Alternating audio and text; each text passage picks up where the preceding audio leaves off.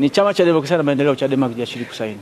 Hatujapokea na hatujamwona kitokea kwa sababu ni hiari kusaini maadili, usiposaini huwezi kuwa mtajo kwamba umesaini maadili.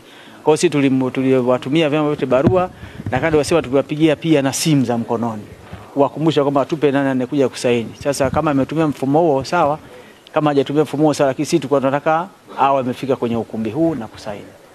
Akiamua kutokusaini kwa namna anayetaka kuitoa yeye, atoe kwenye mitandao ya kijamii, atoe kwenye nini chochote kile, sisi tulikuwa tunamtambua aje leo. Kwa hiyo hamkupata taarifa rasmi? Taarifa rasmi ni kwamba hatukupata kwa sababu hakuja hapa kwenye ukumbi. Hatukwambia chama kitujibu kwamba nitakuja usiji.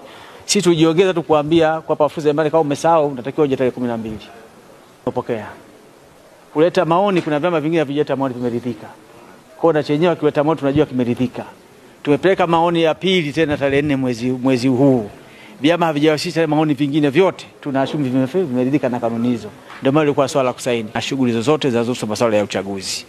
Na hata kwa watu wa uteuzi tutapeleka barua kwenye vyama vyote 18, hatutapeleka taarifa kwenye chama kimoja kwa sababu automatic kimejiondoa kwenye harakati za masuala ya uchaguzi mwaka 2025. Sasa mtu anaweza kadhania kwamba anaweza akasaini kesho. Hapana, signing ilikuwa ni leo. Saizi tunazipeleka kwa ajili ya mpiga chapa aweze kuzitoa kwenye serikali.